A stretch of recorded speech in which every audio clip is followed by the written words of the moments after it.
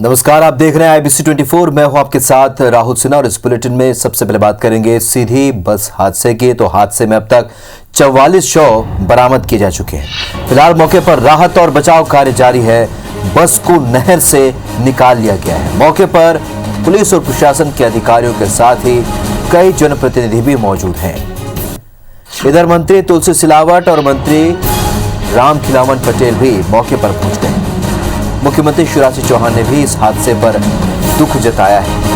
वो इस हादसे पर पल पल की अपडेट ले रहे हैं और अधिकारियों से लगातार संपर्क में हैं।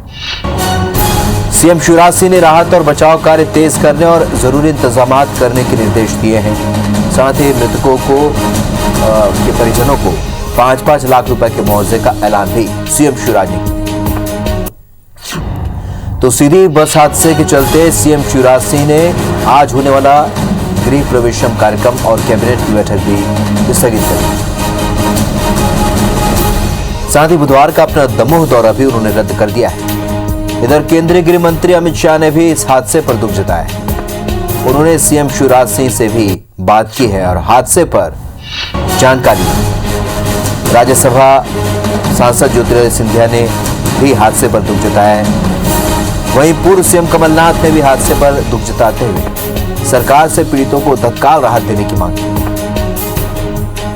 बता दें कि यह बस सीधी से सतना की ओर जा रही थी और इस दौरान बेकाबू होकर बाणसागर डैम की नहर में गिर गई, जिससे बड़ा हादसा हो गया। हादसे को लेकर परिवहन मंत्री गोविंद सिंह राजपूत ने दोषियों पर सख्त कार्रवाई के निर्देश दिए हैं। उन्होंने कहा है कि विभाग के अधिकारियों की लापरवाही के कारण कोई हादसा होता है तो अधिकारियों को बख्शा नहीं जाए। मंत्री गोविंद सिंह राजपूत ने कहा कि बस का परमिट रद्द कर दिया गया है।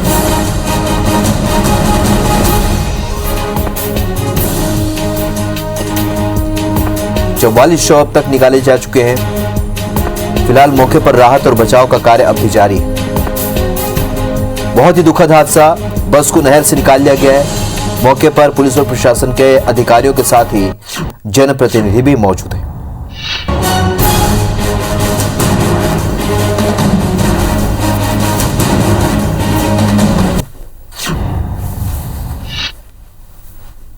देखो कौन सी गाड़ी आ रही थी, तेज में थी।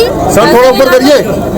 नहर में गिर गई, आती वहाँ से तेजी से थी, वो आकर नहर में गिर गई। फिर आपने क्या किया? फिर मैं वहाँ से दौड़ी और आकर कूद गई, फिर निकाला। कितने लोग बचाया है? हमने 2 को।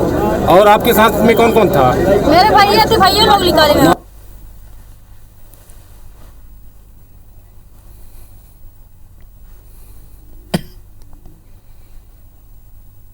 मैं सुबह 5-5:30 बजे रवाना हुई। आदेश दे दिए गए हैं, घटना के जांच के आदेश दिए हैं। जो भी जांच में दोषी पाया जाएगा वो सख्त से सख्त सजा दी जाएगी। गाड़ी मालिक का जो रजिस्ट्रेशन है परमिट अरेस्ट कर दिया गया है। इस दुखद घटना में, दुर्भाग्यपूर्ण घटना में जो हमारे भाई बहन नहीं रहे, उनके परिवार को 5 लाख रुपए की तात्कालिक सहायता राहत प्रदान की जाएगी। दुख की घड़ी में हम उन परिजनों के साथ हैं। सीधी से सतना जा रही एक बस नहर में गिर गई है। तो दुखद क्षण है। प्रशासन वहां पर है। मुख्यमंत्री जी समेत सभी उस घटना पर लगातार बातचीत कर रहे हैं, नजर रखेंगे। अब इस घटना पे हम अपना शोक तो व्यक्त करते ही हैं। हमें ऐसी सावधानियां ही बरतना चाहिए, इसमें घटनाओं की पुनरावृत्ति नहीं हो, और उसके लिए हम लोग बैठ के अब कैबिनेट में चर्चा करेंगे। सबका रहना, पूरी सरकार, मुख्यमंत्री से लेकर हर व्यक्ति, मंत्री, विधायक सब चिंतित हैं। दुखद घटना है। वहाँ जाने के बाद पूरी मैं आपको विस्तृत जानकारी वहाँ जाने के बाद दूंगा। मनोज जायसवाल हमारे सहयोगी और ज्यादा अपडेट के साथ इस खबर पर हमारे साथ जुड़ रहे हैं। मनोज, अब तक की अपडेट बताएं, क्योंकि जनप्रतिनिधि भी पहुंचे, केंद्र और राज्य सरकार ने मदद की घोषणा भी की है और इस वक्त भी वहां पर लोग मौजूद हैं, अधिकारी मौजूद हैं। फिलहाल क्या और शव बरामद हुए हैं? बिल्कुल राहुल, जैसा कि ये एक बहुत बड़ा भीषण हादसा है जहां पर अब तक 44 शव निकाले जा चुके हैं प्रशासन की निगरानी में। रेस्क्यू ऑपरेशन अभी भी लगातार जारी है और अभी ये उम्मीदें जताई जा रही है कि जब पानी का प्रवाह बहुत तेज था, उसमें जब बस डूबी उसके दौरान वहां पे रेस्क्यू के दौरान जो 7 लोगों को जब बचाया गया था तो वहां पे लोगों के द्वारा बताया गया कि कुछ शव पानी में बहे हैं। इसके बाद जब ये धीरे से नहर का पानी का स्तर धीरे धीरे जैसे कम होता जा रहा है और जब ये पूरी तरह समाप्त हो जाएगा और रेस्क्यू अंतिम क्षण तक जब रेस्क्यू होगा और पूरी बॉडी को निकाल लिया जाएगा, तब भी ये पता चल पाएगा कि इस बस में टोटल कितने सवार थे और कितने लोग इस काल की गाल में जा चुके हैं। बिल्कुल मनोज, और वहां पर इस वक्त कौन कौन मौजूद हैं? बचाव के लिए कौन है? क्या वहां पर अब भी जनप्रतिनिधि और अधिकारी मौजूद हैं? बिल्कुल, जैसा कि अभी रेस्क्यू ऑपरेशन जारी है, यहाँ पर अभी शासन और प्रशासन के लोग मुस्तैदी से घटनास्थल पे हैं और वहीं मैं बात करूं जहां पर घटनास्थल से 25 किलोमीटर दूर जहां पे मृतकों का शव का पंचनामा और पोस्टमार्टम किया जा रहा है, वहां पर अभी मध्य प्रदेश शासन के मंत्री तुलसीराम सिलावट और रामखिलावन पटेल जी पहुंचे हुए हैं और सांसद रीति पाठक और अन्य जितने भी वहां पे आसपास प्रतिनिधि सब वहां पे पहुंचे हुए हैं। प्रशासन की निगरानी में पोस्टमार्टम कराया जा रहा है और इसके बाद उनको घर भेजा जाएगा और अंतिम उनके घर पे जो जहां के यात्री हैं और उनके मृतक के सबके अंतिम संस्कार की जिम्मेदारी भी प्रशासन स्तर पर मदद और की जाएगी। चलिए मनोज, इस वक्त आप हमारे साथ बने रहिए। हम अपने दर्शकों को सुनाते हैं कि आखिरकार इस पूरे मामले पर सीधी के विधायक कमलेश्वर पटेल का क्या कहना है।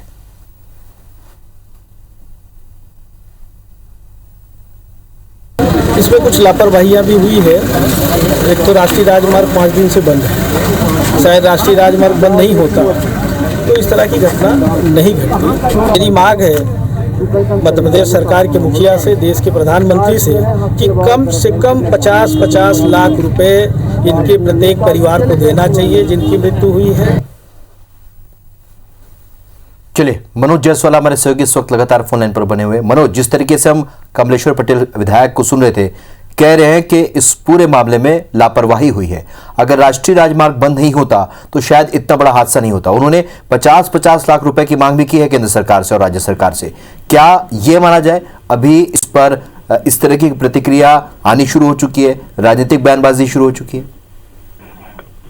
राहुल जी, मैं आपको बताना चाहूंगा कि ये सीधी से सतना जो ये बस जा रही थी तो इसका जो मुख्य मार्ग है, जिस मार्ग पे इसको परमिट मिली हुई थी वो नेशनल हाईवे पे है और ये इसमें जो छुइया घाटी है, छुइया घाटी में पिछले 4 से 5 दिन तक लगातार जाम था और वहां पे आए दिन ट्रक, चूंकि मैं आपको बताना चाहूंगा कि जस्ट नहर के बगल से अल्ट्रा सीमेंट प्लांट लगा हुआ है और इसके बाद ये व्यस्तम मार्ग है जो सिर्फ सिरौली ऊर्जा गानी के लिए यहाँ पे 1000 से ज्यादा ट्रक रोज आवाजाही में रहते हैं और निश्चित तौर पे ये घाटी चूंकि सकरी है और काफी ऊंचाई है जिसके कारण यहाँ पे आए दिन जाम होते हैं और जाम के कारण ये पिछले लगातार 5 दिन से जाम लगा हुआ था। अगर ये जाम नहीं लगा होता तो हो सकता है कि ये गाड़ी अपने रूटीन रूट से जाती और ये बहुत बड़ा हादसा टल सकता था। चलिए मनोज, इस जानकारी के लिए आपका बहुत बहुत शुक्रिया।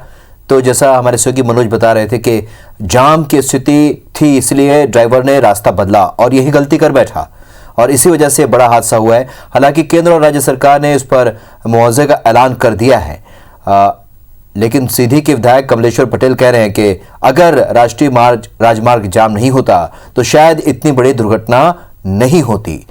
तो इस वक्त भी वहां पर जनप्रतिनिधि मौजूद हैं, अधिकारी मौजूद हैं और कुछ शव जो निकाले जाने हैं, जो बरामद होने हैं, वो अब तक नहीं हो पाए हैं और साथ ही जो मृतक मिल चुके हैं अब आगे उनके अंतिम संस्कार का दौर भी शुरू होगा।